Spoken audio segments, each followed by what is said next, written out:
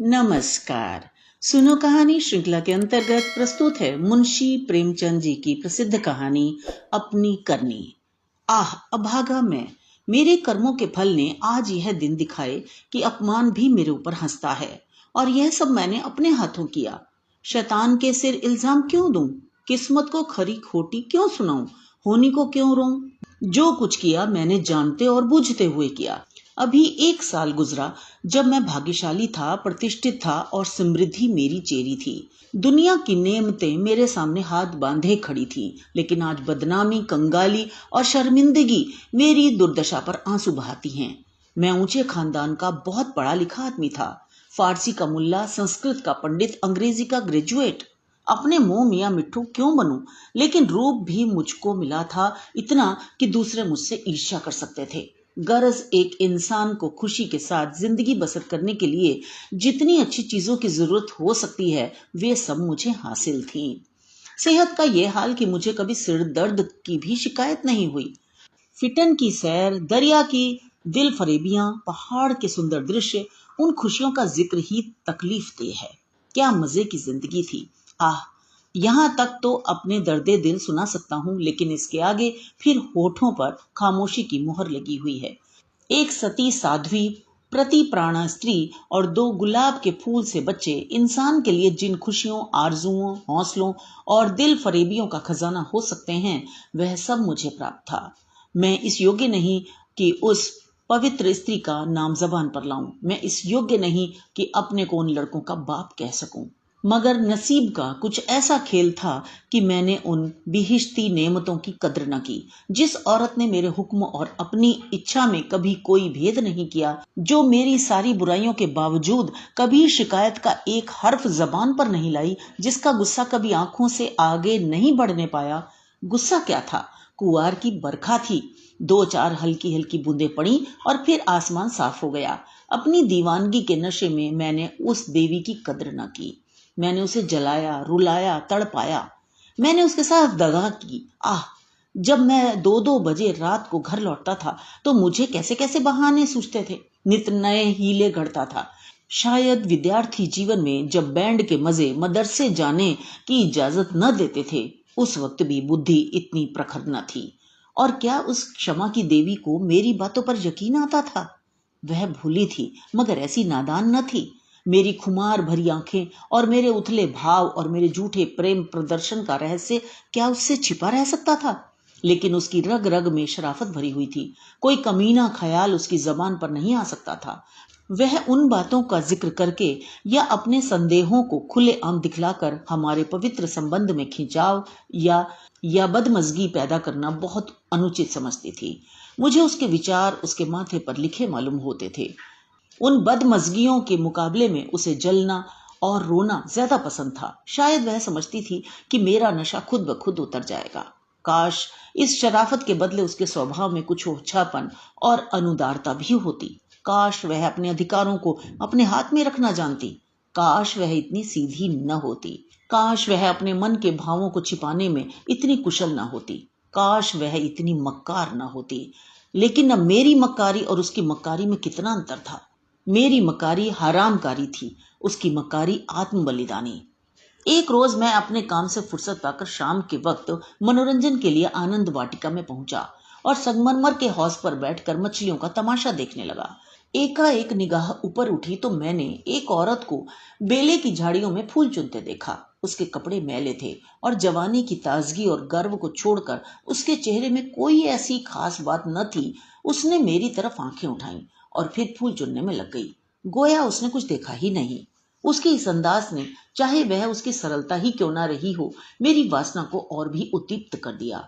मेरे लिए यह एक नई बात थी कि कोई औरत इस तरह देखे कि जैसे उसने नहीं देखा। मैं उठा और धीरे धीरे कभी जमीन और कभी आसमान की तरफ ताकते हुए बेले की झाड़ियों के पास जाकर खुद भी फूल चुनने लगा। इस डिठाई का नतीजा यह हुआ कि वह मालिन की लड़की वहां से तेजी के साथ बाग के दूसरे हिस्से में चली गई। उस दिन से मालूम नहीं वह कौन सा आकर्षण था जो मुझे रोज शाम के वक्त आनंद वाटिका की तरफ खींच ले जाता। उसे मोहब्बत हरगिज नहीं कह सकते। अगर मुझे उस वक्त भगवान न करे उस लड़की के बारे में कोई शोक समाचार मिलता तो शायद मेरी आंखों से आंसू भी ना निकले। जोगिया धारण करने की तो चर्चा ही व्यर्थ है। मैं रोज जाता और नए नए रूप धरकर जाता, लेकिन जिस प्रकृति ने मुझे अच्छा रूप रंग दिया था, उसी ने मुझे वाचलता से वंचित भी कर रखा था। मैं रोज जाता और रोज लौट आता, प्रेम की मंजिल में एक कदम भी आगे न बढ़ पाता था। हाँ, इतना अलबत्ता हो गया कि उसे वह पहली सी झिझक न रही।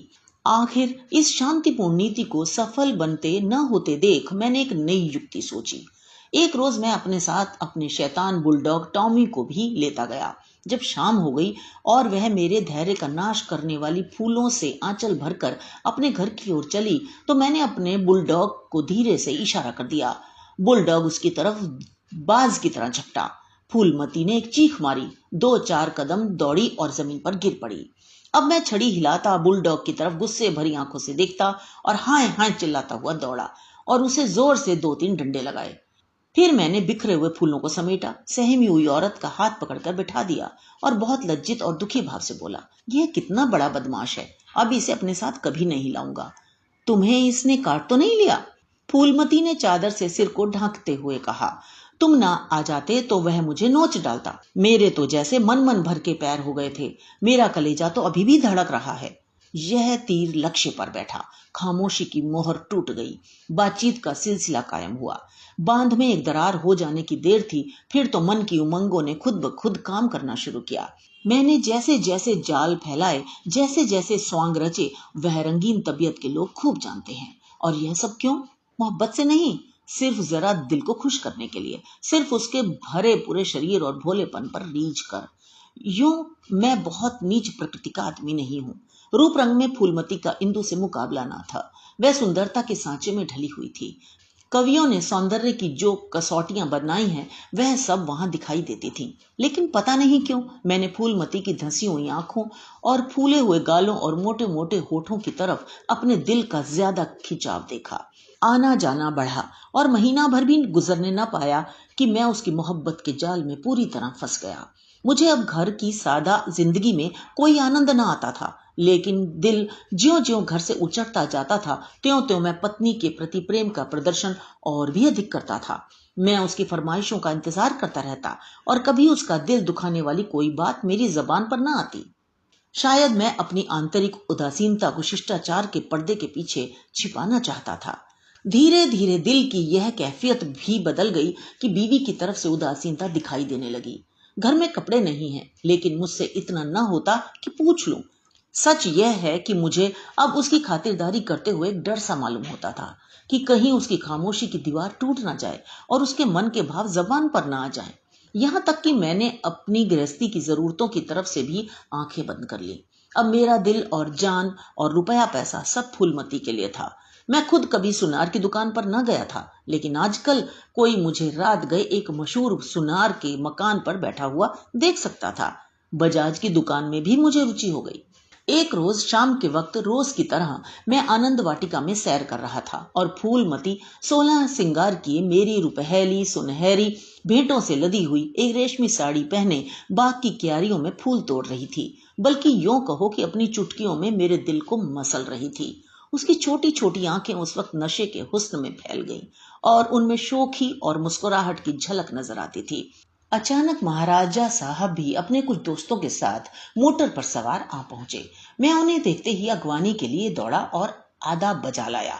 बेचारी फूलमती महाराजा साहब को पहचानती थी, लेकिन उसे एक घने कुंज के अलावा और कोई छिपने की जगह न मिल सकी। महाराजा साहब चले तो हौज की तरफ, लेकिन मेरा दुर्भाग्य उन्हें क्यारी पर ले चला, जिधर फूलमती छिपी हुई थरथर कांप रही थी। महाराजा साहब ने उसकी तरफ आश्चर्य से देखा और बोले, यह औरत कौन है? सब लोग उस वक्त मेरी ओर प्रश्न भरी नजरों से देखने लगे और मुझे भी उस वक्त यही ठीक मालूम हुआ कि इसका जवाब मैं ही दूं, वरना फूलमती न जाने क्या आफत बढ़ा दे। लापरवाही के अंदाज से बोला, इसी बाग के माली की लड़की है, यहाँ फूल तोड़ने आई होगी। फूलमती लज्जा और भय के मारे जमीन में धंसी जाती थी। महाराजा साहब ने उसे सिर से पांव तक गौर से देखा और तब संदेहशील भाव से मेरी तरफ देखकर बोले, ये माली की लड़की है? मैं इसका क्या जवाब देता? इसी बीच कमबख्त दुर्जन माली भी अपनी फटी हुई पाग संभालता हाथ में कुदाल लिए हुए दौड़ता हुआ आया और सर को घुटनों से मिलाकर महाराज को प्रणाम किया। महाराजा ने जरा तेज लहजे में पूछा, ये तेरी लड़की है? माली के होश उड़ गए। कांपता हुआ बोला, हुजूर। महाराज, तेरी तनख्वाह क्या है? दुर्जन, हुजूर 5 रुपए। महाराज, ये लड़की कुंवारी है या ब्याही? दुर्जन, हुजूर अभी कुंवारी है। महाराज ने गुस्से में कहा, या तो तू चोरी करता है या डाका मारता है, वरना यह कभी नहीं हो सकता कि तेरी लड़की अमीरजादी बनकर रह सके। मुझे इसी वक्त इसका जवाब देना होगा, वरना मैं तुझे पुलिस के सुपुर्द कर दूंगा।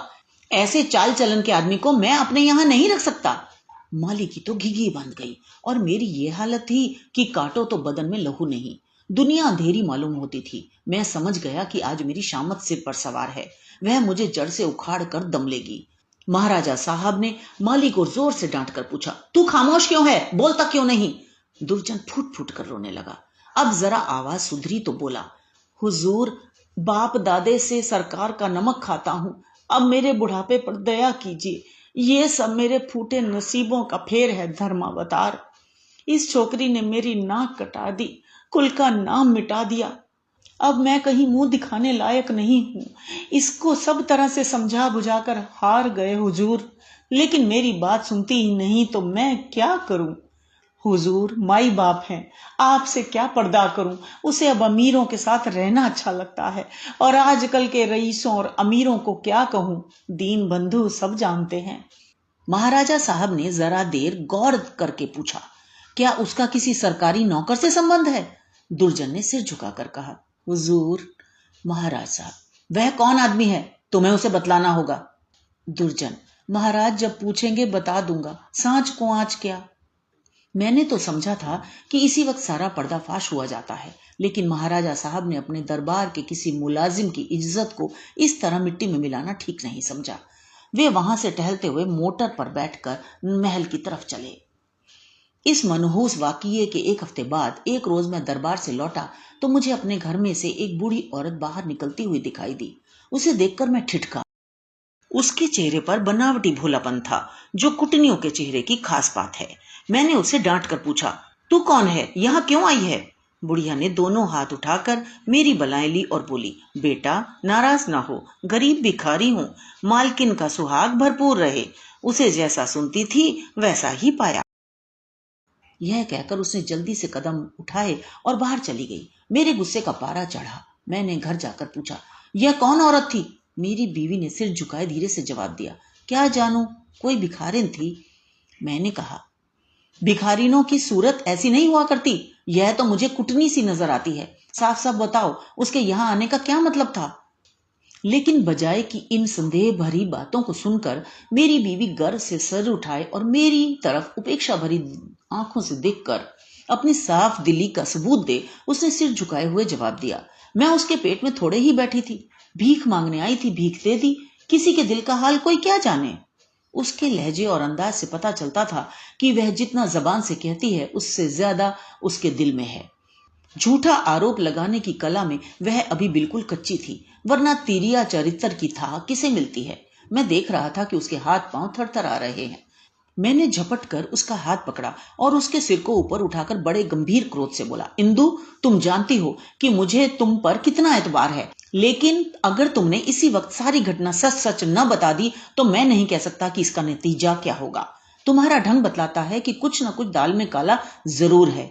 ये खूब समझ रखो कि मैं अपनी इज्जत को तुम्हारी और अपनी जानों से ज्यादा अजीज समझता हूं। मेरे लिए यह डूब मरने की बात है कि मैं अपनी बीवी से इस तरह की बातें करूं, उसकी ओर से मेरे दिल में संदेह पैदा हो। मुझे अब ज्यादा सब्र की गुंजाइश नहीं है, बोलो क्या बात है। इंदुमती मेरे पैरों पर गिर पड़ी और रोकर बोली, मेरा कसूर माफ कर दो। मैंने गरज कर कहा, वह कौन सा कसूर है? इंदुमती ने संभल कर जवाब दिया, तुम अपने दिल में इस वक्त जो ख्याल कर रहे हो उसे एक पल के लिए भी वहां न रहने दो, वरना समझ लो कि आज ही इस जिंदगी का खात्मा है। मुझे नहीं मालूम कि तुमने मेरे ऊपर जो जुल्म किए हैं मैंने उन्हें किस तरह झेला है, और अब भी सब कुछ झेलने के लिए तैयार हूं। मेरा सिर तुम्हारे पैरों पर है, जिस तरह रखोगे रहूंगी। लेकिन आज मुझे मालूम हुआ कि तुम जैसे खुद हो वैसा ही दूसरों को समझते हो। मुझसे भूल अवश्य हुई है, लेकिन उस भूल की यह सजा नहीं कि तुम मुझ पर ऐसे संदेह करो। मैंने उस औरत की बातों में आकर अपने सारे घर का चिट्ठा बयान कर दिया। मैं समझती थी कि मुझे ऐसा नहीं करना चाहिए, लेकिन कुछ तो उस औरत की हमदर्दी और कुछ मेरे अंदर सुलगती हुई आग ने मुझसे यह भूल करवाई। और इसके लिए तुम जो सजा दो वह मेरे सिर आंखों पर। मेरा गुस्सा जरा धीमा हुआ। बोला, तुमने उससे क्या कहा? इंदुमती ने जवाब दिया, घर का जो कुछ हाल है, तुम्हारी बेवफाई, तुम्हारी लापरवाही, तुम्हारा घर की जरूरतों की फिक्र ना रखना। अपनी बेवकूफी का क्या कहूं। मैंने उसे यहां तक कह दिया था कि इधर 3 महीने से उन्होंने घर के लिए कुछ खर्च भी नहीं दिया और इसकी चोट मेरे गहनों पर पड़ी। तुम्हें शायद मालूम नहीं कि इन 3 महीनों में मेरे 450 रुपए के जेवर बिक गए। ना मालूम क्यों मैं उससे सब कुछ कह गई। जब इंसान का दिल जलता है तो जबान तक उसकी आंच आ ही जाती है। मगर मुझसे जो कुछ खता हुई उससे कई गुना सख्त सजा तुमने मुझे दी है। मेरा बयान लेने का भी सब्र ना हुआ। खैर, तुम्हारे दिल की कैफियत मुझे मालूम हो गई। तुम्हारा दिल मेरी तरफ से साफ नहीं है। तुम्हें मुझ पर विश्वास नहीं रहा, वरना एक भिखारिन औरत के घर से निकलने पर तुम्हें ऐसे शुभे क्यों होते? मैं सिर पर हाथ रख कर बैठ गया। मालूम हो गया कि तबाही का सामान पूरा हुए जाता है। दूसरे दिन मैं ज्यों ही दफ्तर में पहुंचा, चौबदार ने आकर कहा, महाराज साहब ने आपको याद किया है। मैं तो अपनी किस्मत का फैसला पहले से ही किए बैठा था। मैं खूब समझ गया कि वह बुढ़िया खुफिया पुलिस की कोई मुखबिर है जो मेरे घरेलू मामलों की जांच के लिए तैनात हुई होगी। कल उसकी रिपोर्ट आई होगी और आज मेरी तलबी है। खौफ से सहमा हुआ, लेकिन दिल को किसी तरह संभाले हुए कि जो कुछ सिर पर पड़ेगी देखा जाएगा। अभी से क्यों जान दूं, मैं महाराजा की खिदमत में पहुंचा। वे उस वक्त अपने पूजा के कमरे में अकेले बैठे हुए थे। कागजों का एक ढेर इधर उधर फैला हुआ था और वे खुद किसी ख्याल में डूबे हुए थे। मुझे देखते ही वह मेरी तरफ मुखातिब हुए। उनके चेहरे पर नाराजगी के लक्षण दिखाई दिए। बोले, कुंवर श्याम सिंह, मुझे बहुत अफसोस है कि तुम्हारी बाबत मुझे जो बातें मालूम हुई वे मुझे इस बात के लिए मजबूर करती हैं कि तुम्हारे साथ सख्ती का बर्ताव किया जाए। तुम मेरे पुराने वसीकादार हो और तुम्हें यह गौरव कई पीढ़ियों से प्राप्त है। तुम्हारे बुजुर्गों ने हमारे खानदान की जान लगाकर सेवा की है और उन्हीं के सिले में यह वसीका दिया गया था। लेकिन तुमने अपनी हरकतों से अपने को इस कृपा के योग्य नहीं रखा।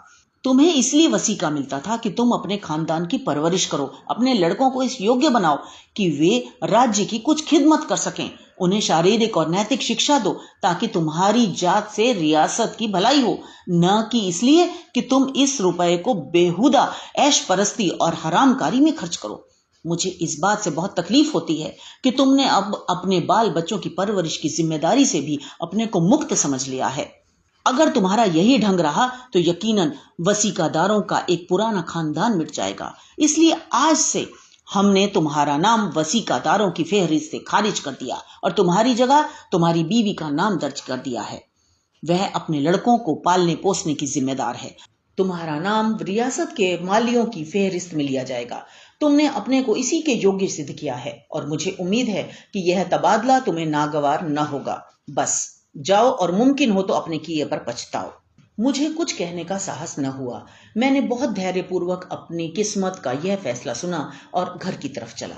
लेकिन 2 ही 4 कदम चला था कि अचानक ख्याल आया कि किसके घर जा रहे हो? तुम्हारा घर अब कहाँ है? मैं उल्टे कदम लौटा। जिस घर का मैं राजा था वहां दूसरों का आश्रित बनकर मुझसे नहीं रहा जाएगा, और रहा भी जाए तो मुझे रहना चाहिए। मेरा आचरण निश्चय ही अनुचित था, लेकिन मेरी नैतिक संवेदना अभी इतनी थोथी ना हुई थी। मैंने पक्का इरादा कर लिया कि इसी वक्त इस शहर से भाग जाना मुनासिब है, वरना बात फैलते ही हमदर्दों और बुरा चेतने वालों का एक जमघट हालचाल पूछने के लिए आ जाएगा। दूसरों की सूखी हमदर्दियां सुननी पड़ेंगी जिनके पर्दे में खुशी झलकती होंगी। एक बार, सिर्फ एक बार मुझे फूलमती का ख्याल आया। उसके कारण यह सब दुर्गत हो रही है, उससे तो मिल ही लूं। मगर दिल ने रोका। क्या एक वैभवशाली आदमी की जो इज्जत होती थी वह अब मुझे हासिल हो सकती है? हरगिज नहीं। रूप की मंडी में वफा और मोहब्बत के मुकाबले में रुपया पैसा ज्यादा कीमती चीज है। मुमकिन है इस वक्त मुझ पर तरस खाकर या क्षणिक आवेश में आकर फूलमती मेरे साथ चलने पर आमादा हो जाए, लेकिन उसे लेकर कहां जाऊंगा? पांवों में बेड़ियां डालकर चलना तो और भी मुश्किल है। इस तरह सोच विचार कर मैंने बंबई की राह ली और अब 2 साल से एक मिल में नौकर हूं। तनख्वाह सिर्फ इतनी है कि ज्यों त्यों जिंदगी का सिलसिला चलता रहे, लेकिन ईश्वर को धन्यवाद देता हूं और इसी का यथेष्ट समझता हूं। मैं एक बार गुप्त रूप से अपने घर गया था। फूलमती ने एक दूसरे रईस से रूप का सौदा कर लिया है, लेकिन मेरी पत्नी ने अपने प्रबंध कौशल से घर की हालत खूब संभाल ली है। मैंने अपने मकान को रात के समय लालसा भरी आंखों से देखा। दरवाजे पर 2 लालटेनें जल रही थीं और बच्चे इधर उधर खेल रहे थे। हर सफाई और सुथरापन दिखाई देता था। मुझे कुछ अखबारों के देखने से मालूम हुआ कि महीनों तक मेरे पते निशान के बारे में अखबारों में इश्तिहार छपते रहे। लेकिन अब यह सूरत लेकर मैं वहां क्या जाऊंगा और यह कालिख लगा मुंह किसको दिखाऊंगा। अब तो मुझे इसी गिरी पड़ी हालत में जिंदगी के दिन काटने हैं, चाहे रोकर काटूं या हंसकर। मैं अपनी हरकतों पर अब बहुत शर्मिंदा हूं। अफसोस मैंने उन नेमतों की कद्र न की, उन्हें लात से ठुकर मारी। ये उसी की सजा है कि आज मुझे यह दिन देखना पड़ रहा है। मैं वह परवाना हूं जिसकी खाक भी हवा के झोंकों से नहीं बची। तो ये तो थी कहानी। मुझे आशा है आपको पसंद आई होगी, आपने आनंद लिया होगा। इसी तरह मेरी कहानियां सुनते रहें और आनंद प्राप्त करते रहें। तो मिलते हैं अगली कहानी में। कमेंट्स में लिखकर मुझे जरूर बताएं कि आप किस प्रकार की कहानियां सुनना पसंद करेंगे और कौन से साहित्यकार की। धन्यवाद।